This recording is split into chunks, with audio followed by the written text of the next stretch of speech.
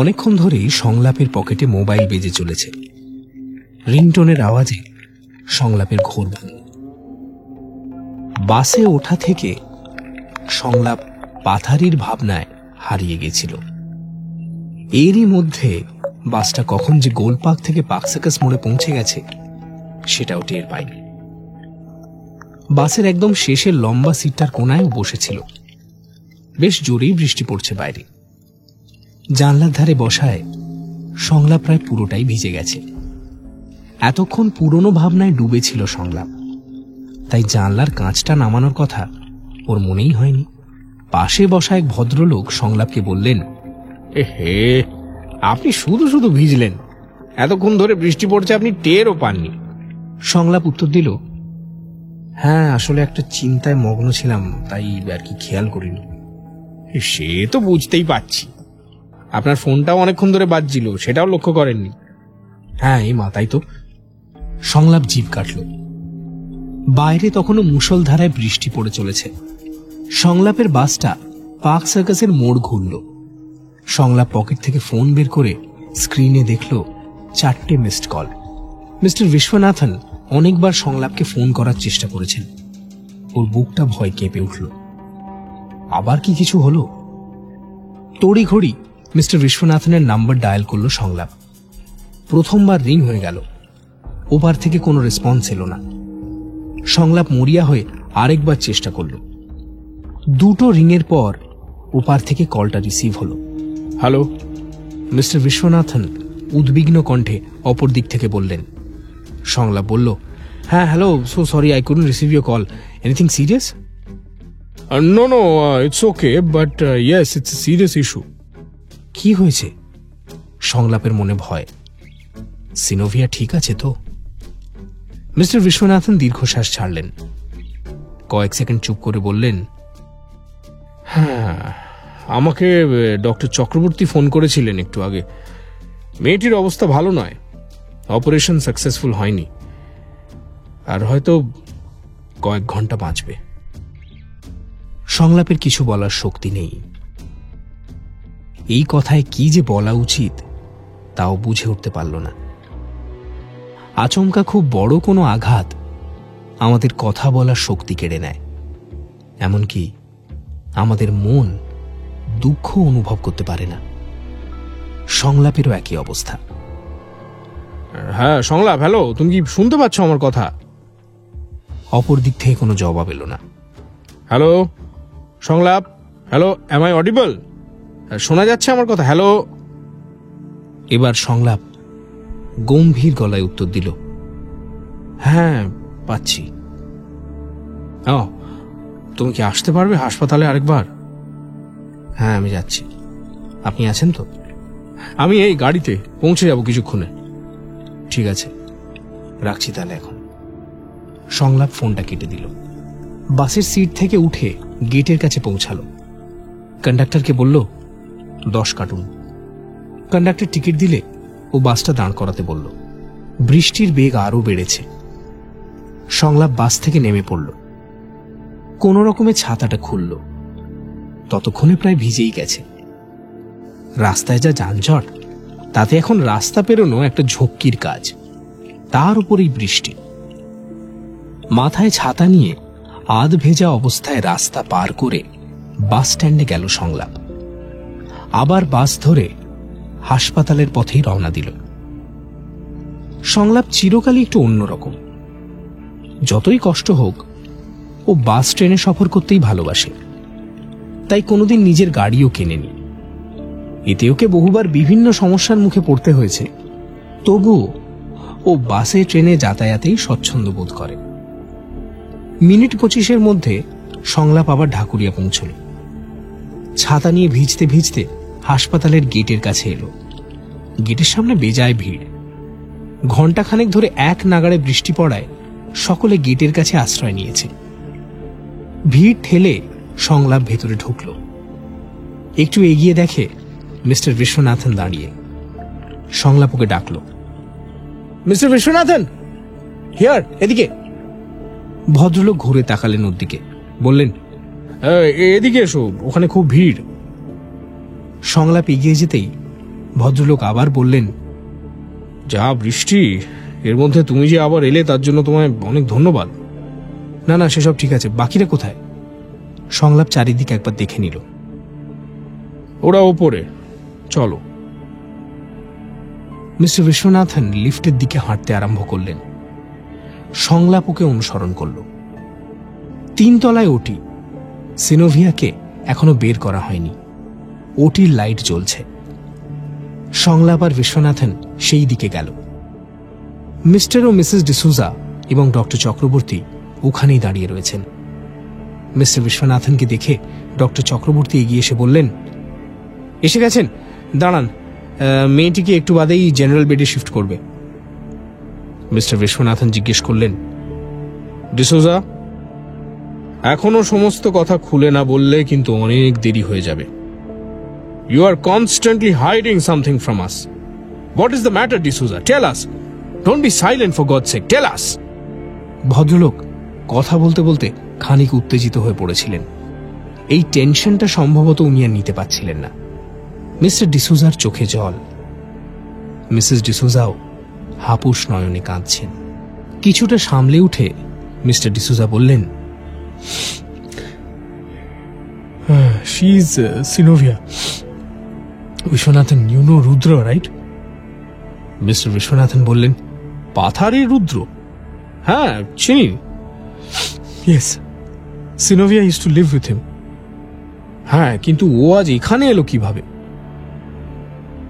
Mister D'Souza নীরব, কোনো কথা বললেন না। এবার সংলাপ প্রশ্ন করল, আপনার সঙ্গে পাথারির কি সম্পর্ক? মিস্টার ডিসুজা বলতে আরম্ভ করলেন, পাথারির জমিদার রুদ্রপ্রতাপ গুহ ঠাকুরতার সঙ্গে আমাদের আলাপ হয় যখন আমরা কলেজে পড়ি। আমরা মানে আমি আর বিশ্বনাথন, আমরা ট্রেক করতে যাওয়ার পথে পাথারি বলে আসামের একটা গ্রামে স্টে করি। তখনই রুদ্রর সঙ্গে আমাদের আলাপ হয়। দিন দিন ঘনিষ্ঠতা বাড়ে। তারপর আমি আর বিশ্বনাথন মাঝে মাঝে যেতাম পাথারিতে। মিস্টার ডিসুজার কথার মধ্যেই মিস্টার বিশ্বনাথন বললেন, রুদ্র আমাদের ভালো বন্ধু হয়ে যায়। পরে অবশ্য আমার সঙ্গে যোগাযোগ ছিল না, তবে ডিসুজার সঙ্গে ছিল। সংলাপ এক মনে কথাগুলো শুনল। তারপর মিস্টার ডিসুজাকে জিজ্ঞেস করল, কিন্তু সিনোভিয়া এখানে এলো কি করে? মিস্টার বিশ্বনাথনও সংলাপের কথায় সায় দিলেন, হ্যাঁ, এক্স্যাক্টলি, দ্যাটস দ্য পয়েন্ট। ও এখানে কিভাবে এলো? বলছি। মিস্টার ডিসুজা নিচু গলায় উত্তর দিলেন, রুদ্র গত মাসে আমার একটা মেল করেছিল। তাতেও লিখেছিল সিনোভিয়ার কথা। মেয়েটিকে নিয়ে ও চিন্তিত ছিল। রুদ্রর ভাবনা ছিল, ওর মৃত্যুর পর সিনোভিয়ার কি হবে, কে দেখবে ওকে? মিস্টার বিশ্বনাথন জিজ্ঞেস করলেন, কেন, এলগিনের বাকিরা? মিস্টার ডিসুজা আবার বলতে আরম্ভ করলেন, কারণ আমি বলতে পারবো না। রুদ্র কিছু খুলে বলেনি। ও চেয়েছিল যাতে সিনোভিয়া আমার কাছে এসে থাকে, তাই সিনোভিয়াকে কলকাতায় পাঠাবার বন্দোবস্ত করবে বলেছিল। হয়তো সেই জন্যই সিনোভিয়া কলকাতায় এসেছিল। সংলাপ ভাবল, এলগিনের বাকিরা যে সিনোভিয়ার যত্ন নেবে না তাও আগে থেকেই জানত। কিন্তু ভাগ্যের পরিহাস দেখে সংলাপ অবাক হল। পাথারির ওই ছোট্ট গ্রামটায় যে মেয়েটার প্রেমেও পড়েছিল সে কিনা ওর প্রতিবেশীর পরিচিত। সত্যি পৃথিবীটা বড্ড ছোট। কখন কার সঙ্গে আবার কিভাবে যে দেখা হয়ে যায় কেউ বলতে পারে না। কিন্তু ওর এই অবস্থা হলো কি করে? সংলাপ উদ্বিগ্ন হয়ে প্রশ্ন করল।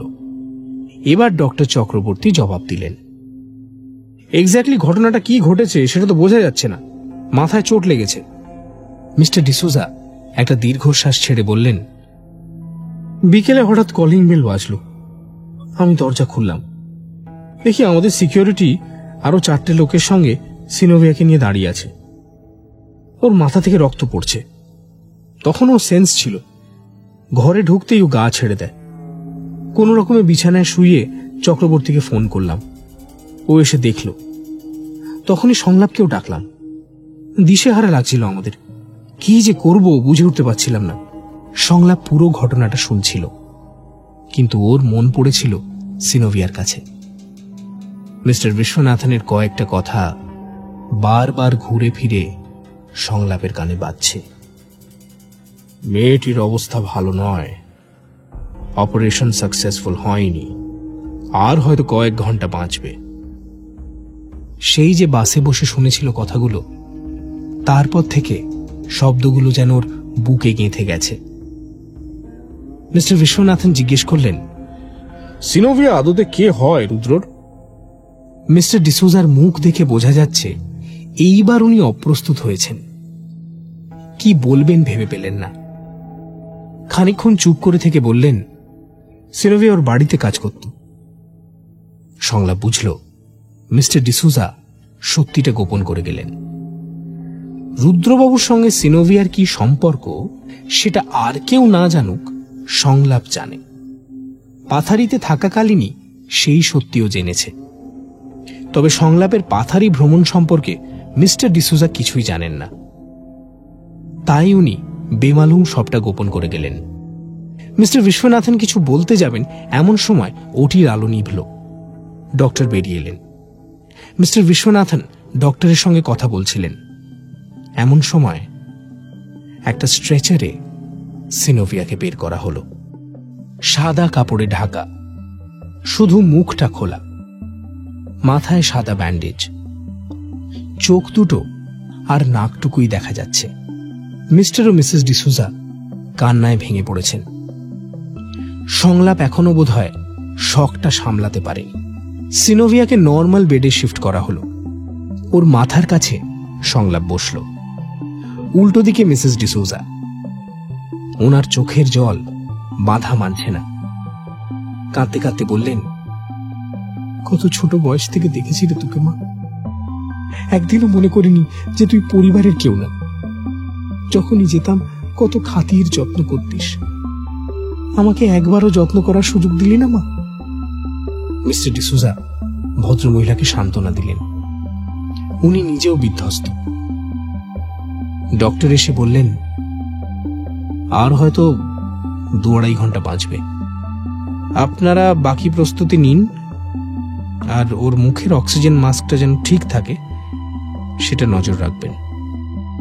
ডক্টর চলে গেলে মিস্টার ডিসুজা কাঁপা গলায় বললেন, আমরা তাহলে ফর্মালিটিসটা মিটিয়ে নিই। মিস্টার বিশ্বনাথনেরও মন খারাপ। বললেন, হ্যাঁ সেই ভালো। সংলাপ, তুমি একটু ওর কাছে বসো, আমরা কাগজপত্র সব ঠিকঠাক করে আসছি। কিছু আর্জেন্ট দরকার পড়লে রিং করবে, কেমন? সংলাপ মাথা নাড়িয়ে সম্মতি জানালো। বাকিরা বেরিয়ে গেলে সংলাপ সিনোভিয়ার আরেকটু কাছে গেল। সিনোভিয়ার সেন্স নেই। সংলাপের চোখের জল আর বাঁধ মানল না। এবারও কেঁদে ফেলেছে। পাথারিতে যখন সংলাপের উপর চিতা আক্রমণ করেছিল, তখন সিনোভিয়াই ওর দেখভাল করেছিল। ঠিক এইভাবে সংলাপের মাথার কাছে সিনোভিয়া বসে থাকত। সময়ের কি পরিহাস! আজ মৃত্যুশয্যায় সিনোভিয়া নিজে, আর সংলাপ ওর মাথার কাছে বসে আছে। শুধু জায়গাটাই যে আলাদা। ওটা ছিল পাথারি, আর এটা কলকাতা। সংলাপ কান্নায় ভেঙে পড়া গলায় খুব নিচু স্বরে সিনোভিয়ার কানের কাছে প্রশ্ন করল, সিনোভিয়া, তুমি তো আমার সেবা করে আমায় ঋণী করেছিলে। অনেকক্ষণ ধরেই সংলাপের পকেটে মোবাইল বেজে চলেছে। সুযোগ দেবে না? রিংটোনের আওয়াজে সংলাপের ঘোর ভাঙল। জাস্ট একবারের জন্য। বাসে ওঠা থেকে সংলাপ পাথারির ভাবনায় হারিয়ে গেছিল। এরই মধ্যে বাসটা কখন যে গোলপার্ক থেকে পার্ক সার্কাস মোড়ে পৌঁছে গেছে